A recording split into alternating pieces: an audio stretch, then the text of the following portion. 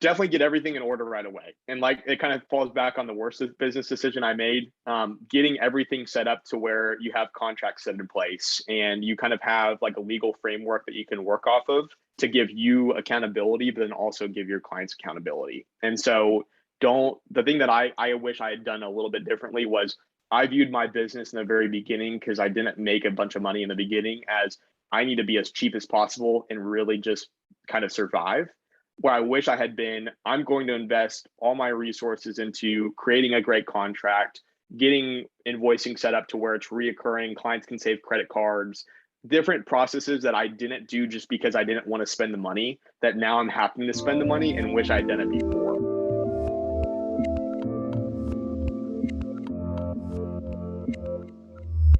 Hey everyone, this is Devin Miller here with another episode of the Inventive Journey. I'm your host, Devin Miller, the serial entrepreneur that's grown several startups into 7- and 8-figure businesses, as well as the founder and CEO of Miller IP Law, where he helps startups and small businesses with their patents and trademarks. If you ever need help with yours, just go to strategymeeting.com, and we're always here to help.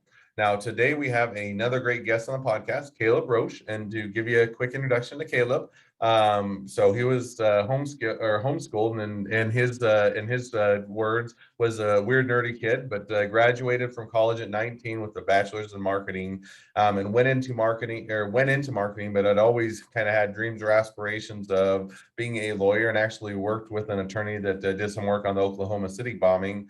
While he was doing that, found out he hated the law, so finished up with the marketing. Also, I think during that period of time, did a little bit of studies overseas in Europe. Graduated, got a job offer with Inspire Brands.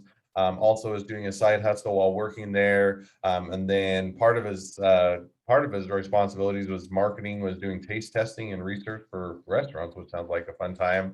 And then during COVID, started working from home, found that he liked working from home and wanted to turn his side hustle into a full-time gig, and that started making more money. Finished up an MBA as well, and also started in the world of small businesses. So with that much as a quick introduction, welcome on the podcast, Caleb. Thanks, Devin. Appreciate the great introduction. Absolutely. So I just gave the 30-second run through of a much longer journey. So maybe take us a bit back in time to starting out being homeschooled and how your journey started from there. Yeah. So as you well put, I was a nerdy homeschooled kid that not a lot of people wanted to talk to, but I've become a little bit more social. So that's been a good thing. So I started when I was homeschooled. I was able to take concurrent classes, and so I was able to actually graduate, like you said, college a little early. And so I went to college, and as you said, I really wanted to be a lawyer. And so my sister-in-law was an attorney. I had a couple other attorney friends, and the one thing they said would be really good for my resume would be studying abroad. And so I actually studied abroad in Manchester, England, in hopes that it would help my resume for law school. And it actually turned out to be a great experience just in general. And obviously, I'm not a lawyer, so I assume it's probably not going to help my resume for law school since I won't be applying. But those were great experiences. And so I always thought I wanted to get into law, and I worked for a criminal law defense attorney, and just realized it probably wasn't for me. All the researching that you probably have to do every day, I don't know if I could do it. And so I transitioned into marketing, and went to college for it, kind of did it on the side, and really enjoyed kind of working with small businesses when I was in college. And obviously I didn't make very much money because I was just starting out. So I kind of felt like I couldn't charge them a bunch of money. And so that was always a struggle as I was in college, was how do I monetize this and actually make this a career? It's not like law where I can go in and start charging hourly rates just based on my education. And so college was a great opportunity for me to go in and kind of start building my client base. Now, let me just dive in one question on that. So you went in thinking you were going to be an attorney. What was it? And I know plenty of attorneys. It's interesting because I went and I ended up getting 4 degrees, and one of them was a law degree, another was an MBA. So I kind of did a few different routes. But I know plenty of attorneys that go all the way through law school, get out of law school, and decide, hey, I don't want to be an attorney, or this isn't what I thought it'd be. It's not always fun, exciting, as it is on TV, where you have a court case, the next day you're in court, and by the end of the week you've won the case, and it's not quite that way. But for you, what was the thing that kind of drove you to say, okay, maybe law isn't what I'm excited about, and what isn't what I want to do, and what kind of when you made that determination, what kind of drove you towards marketing? Well, so yeah, it was kind of a probably a 2 year decision that I had. So I when I started, it was great because I kind of got to see the fun parts of law, get to go to, like you said, cases and go to trials and actually see the fun part where you're actually arguing in front of people. And so that had been my initial exposure. And then when I moved down to Oklahoma City, I was working with a oil and gas litigation firm, and that's a lot of paperwork. And it was a great opportunity, but I realized that there was a lot of paperwork to that. And so as I started kind of networking in the attorney community, I met some really great people that I kind of viewed as mentors. And so I would try to take them to coffee and just kind of pick their brain on, what are the favorite things about your job? What did you hate? Are you glad you went to law school? Are you glad you went into law, like debt for law? All these types of things. And so I'm a very, I've kind of grown away from it, but I was very risk adverse at the time. And so I kind of I started to put the money towards, if I go to law school, go into X amount of debt, can I actually pay this off in a reasonable amount of time? And it seems like, unless you're really good at managing both a family, if you have a family and kind of managing that relationship and the business side of law, it seems pretty tough unless you can be kind of a self-starter. And so as I'm going through my degree and kind of learning these marketing classes and diving into kind of more of the consumer behavior piece, because college, you start off English 101, calculus, you kind of hate it and you're like, why am I in college? And then the more you dive in, and I don't know if you feel this with law, but the more you dive in and kind of see the different aspects of it, you kind of get like, oh, this is kind of cool. The consumer behavior. It's not just putting out an ad.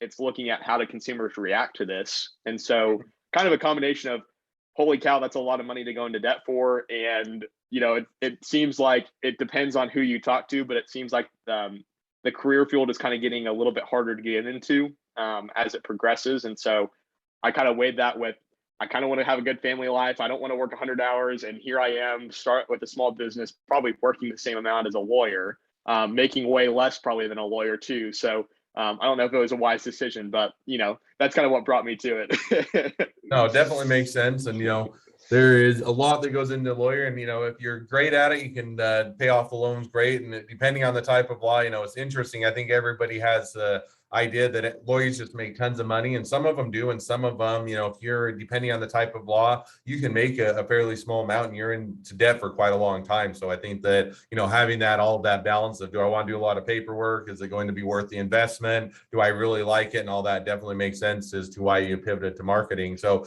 you do marketing for while you're in school, you start to kind of get an understanding of it, build up a little bit of client base, and you graduate, and then you went and worked for one or for a different business, right? Or for a marketing business or firm.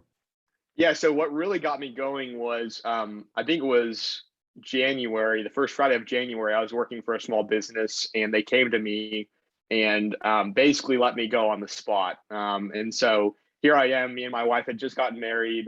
We had just bought our first house, not even graduated from college. And obviously we had some savings set up, but we're not, 50-year-old millionaires. And so my wife looks at me and is like, all right, what are we going to do? And so that was the point of when I actually started kind of viewing it as a business. And so for 4 months until I graduated, I knew I couldn't make really any money working for a business until I got the official degree, because that's what companies want.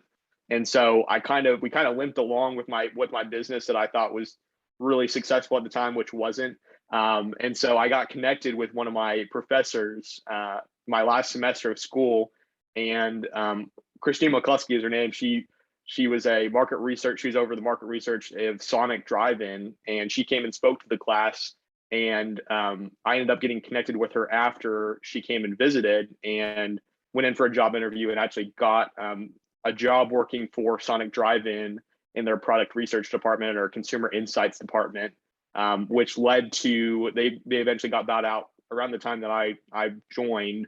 They were getting bought out by Inspire brand. So then my job basically moved over from Sonic to Inspire, helping all the other brands kind of build consumer validation, which was a really great experience because I got to, like we talked about earlier, learning the big budget side of things with a corporation. There's a lot to it that small businesses don't see. And so it was great exposure for me to get to see all the different agencies at play as they're kind of working together to build products, and kind of the in-depth research that goes into products before they actually get launched. That was so incredible. Mm. Now, just as a little bit of an aside, was it, was it as fun to taste test all the new products as it sounds? Because that just sounds like, fun. You got to hear all the crazy creations they come up with and all the different ways they're doing it. Was that fun and exciting, or is it over glamorized, kind of like being an attorney?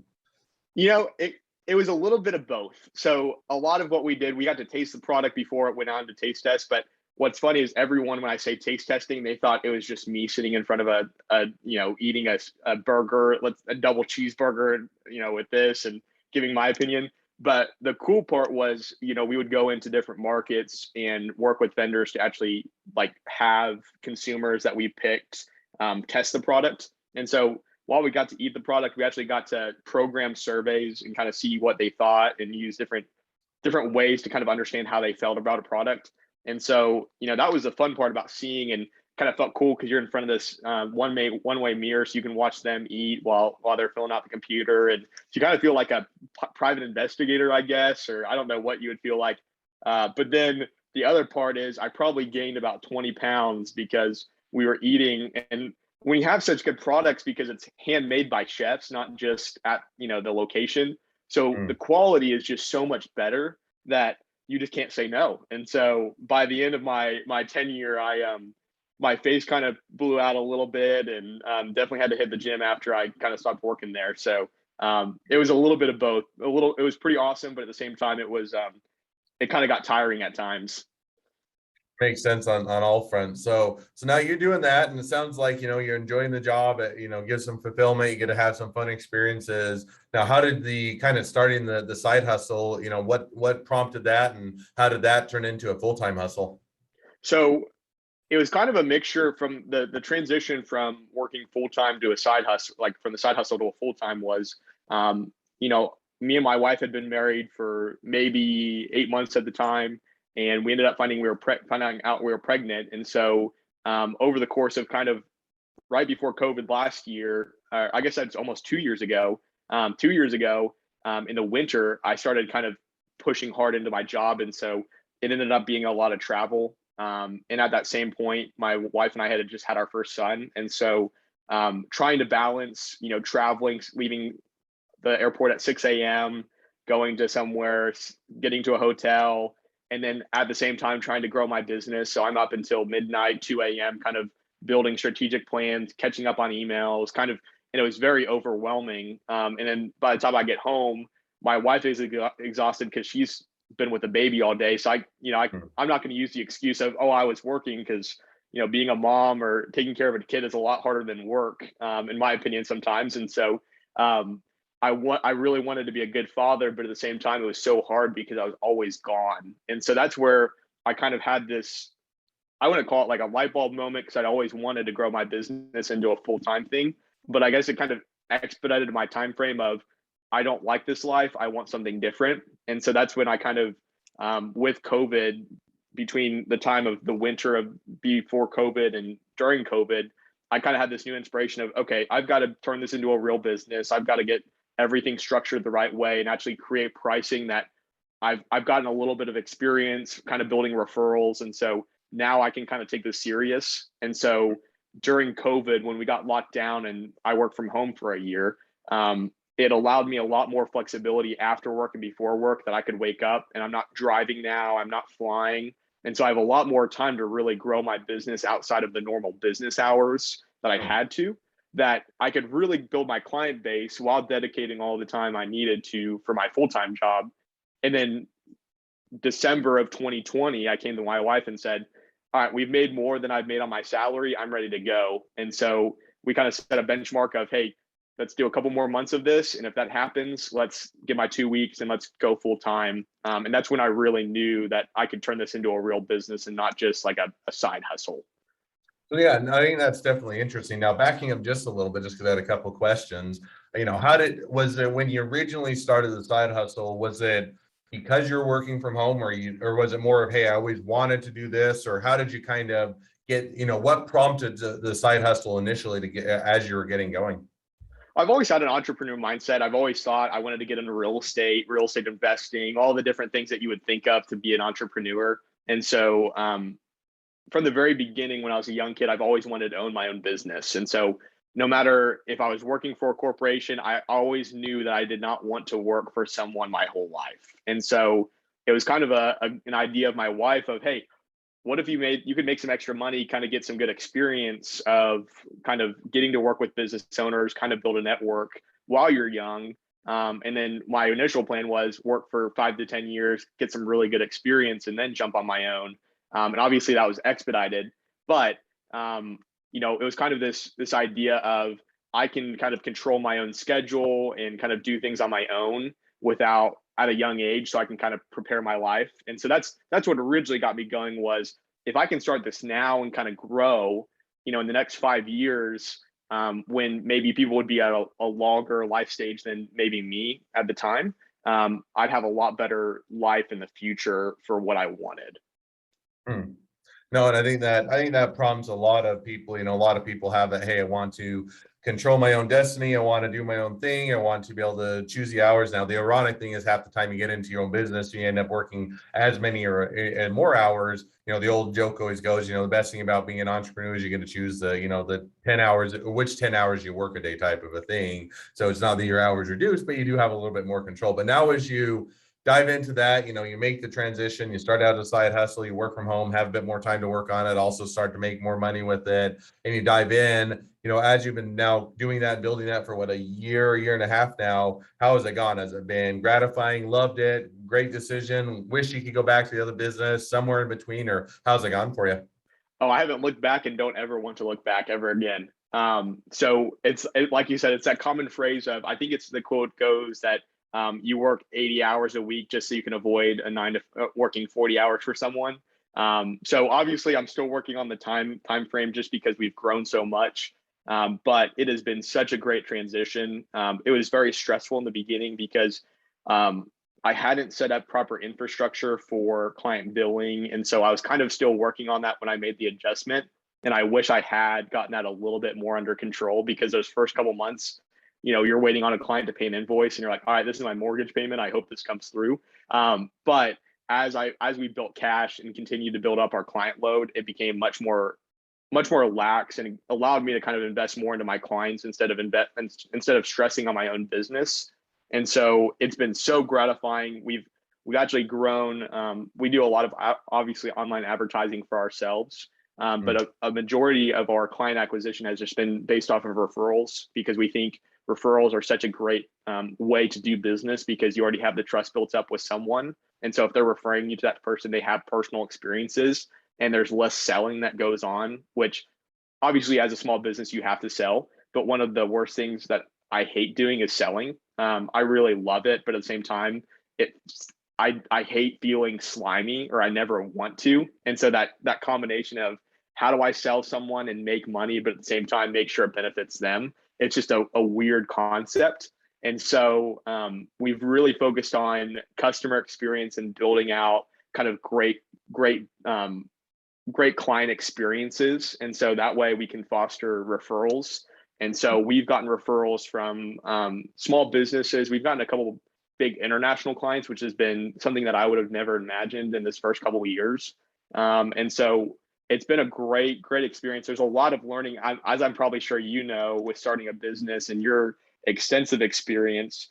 There's always the days that you wake up and you wonder why you started it. And then the next day you wake up and you say, man, I don't even know why I had that thought. So Absolutely. There's you plenty. caught And me. sometimes it's within the same hour of the same day. Oh, this is great. And I love it. And then you get a client that calls you and gets mad at you and tells you all the things that you've done wrong and why you should change all these things. And it's a horrible day. And then you wait till later and you say, oh, I still love it. So there's kind of all those feelings. So I definitely agree with you and get that. So, well, now as we've kind of taken a bit to, where you started all the way up till where you're at today, great transition to talk or to go over the two questions I always ask at the end of each podcast. We'll jump to those now. So the first question I always ask is, along your journey, what was the worst business decision you ever made, and what did you learn from it? All right, this is gonna be a good one. So the worst business decision that I made was being too lenient on client payments. So obviously when I first started, and we've started transitioning to a different model, but When we first started, I was barely charging anything for business owners, and so not only am I barely charging anything or getting any money, I really didn't have a set contract set up. I mean, I had contracts set up, but I didn't follow them 100% on the payment side. And so if a client, small businesses, it gets personal. And so if someone's really financially struggling, there's a lot that we put into our business that goes into our clients. And so we have overhead. And so what I would do is, oh, you can't pay this month. That's fine. Just pay whenever. And obviously you can't be too much of a stickler and not build client experiences, but you have to get paid. And so one of the worst business decisions that I made was letting clients letting them get behind to where I'm not making any money and it's hurting my family, and not being fully upfront about that with those clients of, hey, you're struggling and I get it, but now you're causing me to struggle because I'm holding back all these payments. And so it led for a world of hurt on my side of a lot of regret on, man, I wish I had done something different, but obviously you can't go back.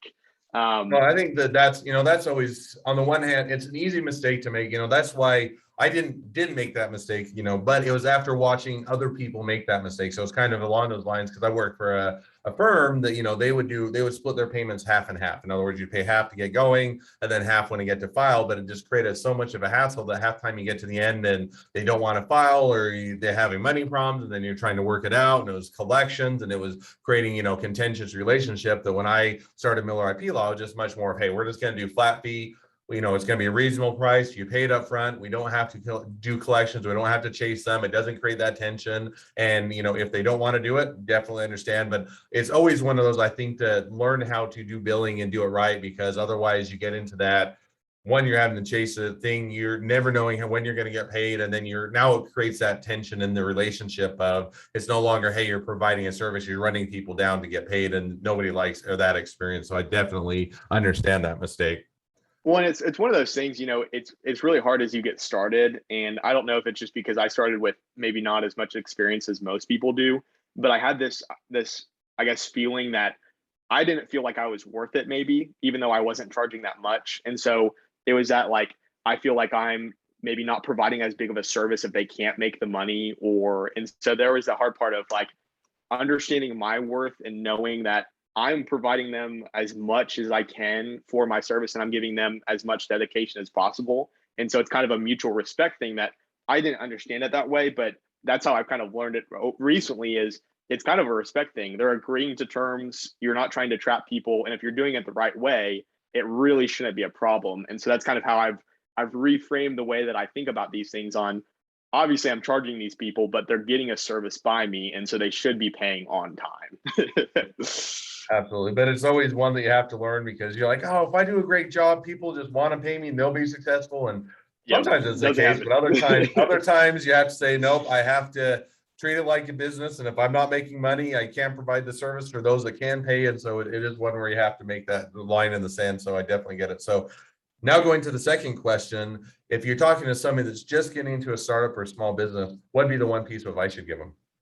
Definitely get everything in order right away. And, like, it kind of falls back on the worst business decision I made, getting everything set up to where you have contracts set in place and you kind of have like a legal framework that you can work off of to give you accountability, but then also give your clients accountability. And so the thing that I wish I had done a little bit differently was, I viewed my business in the very beginning, because I didn't make a bunch of money in the beginning, as I need to be as cheap as possible and really just kind of survive. Where I wish I had been, I'm going to invest all my resources into creating a great contract, getting invoicing set up to where it's reoccurring, clients can save credit cards, different processes that I didn't do just because I didn't want to spend the money, that now I'm having to spend the money and wish I had done it before.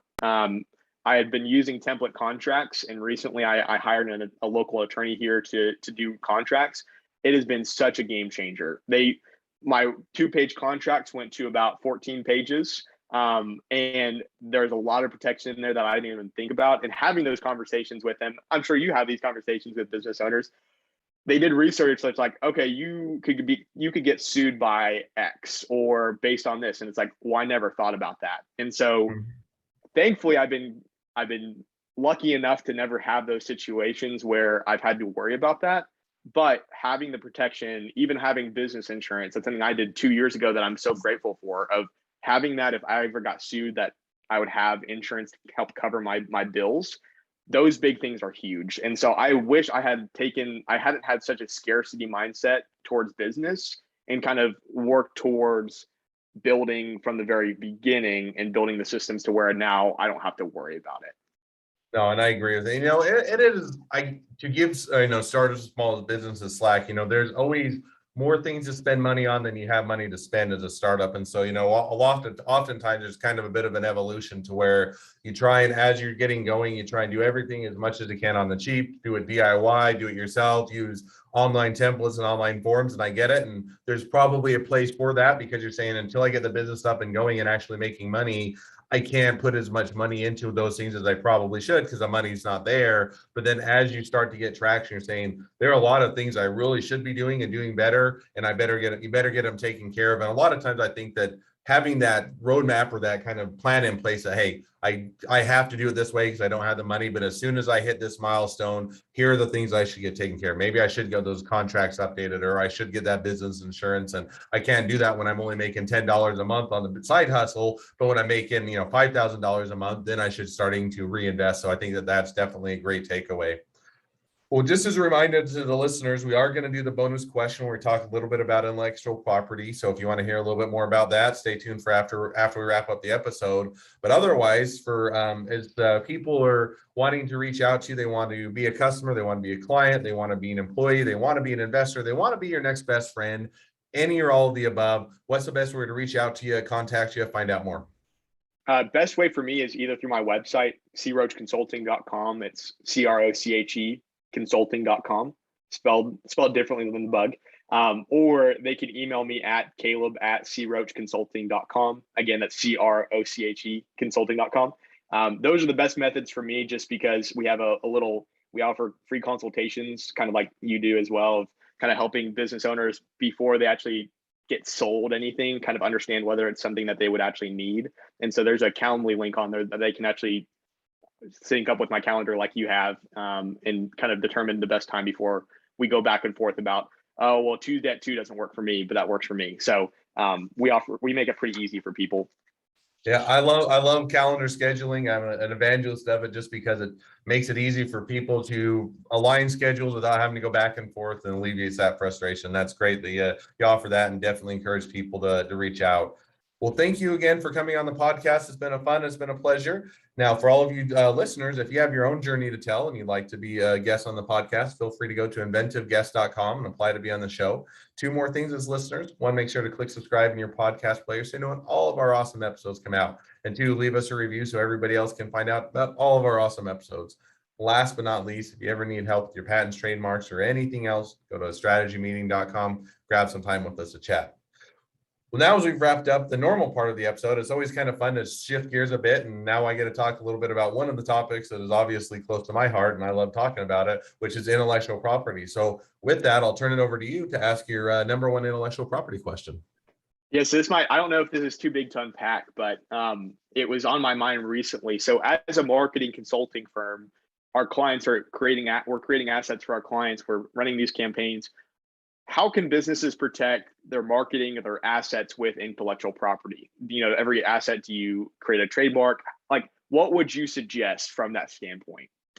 Yeah, you probably started to answer your own question. I mean, breaking it down, there are kind of 3 main aspects of intellectual property: patents, trademarks, copyrights. Patents are for inventions, if you create something that does something. Trademarks are for brands, so something that is, name of a company, name of a product, catchphrase, logo, those type of things.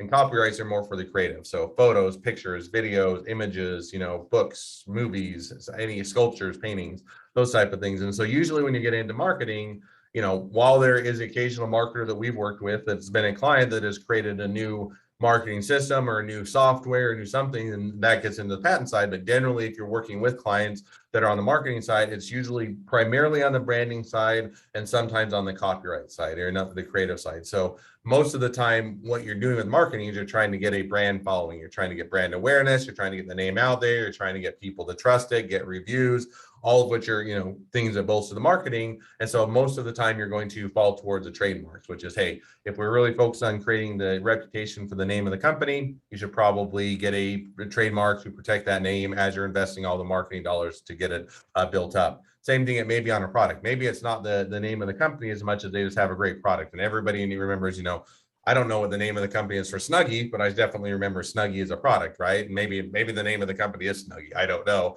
but that's the kind of thing. And so maybe, is it a Snuggie where you're saying, hey, this is the name of a product, or is it more of, Starbucks, which is, I don't know what name of their, coffee or muffins or that, but I definitely remember the company. So the name of the company. So you're going to look to kind of see where's the brand that's going to the most valuable part of the brand, and then you're going to want to protect it.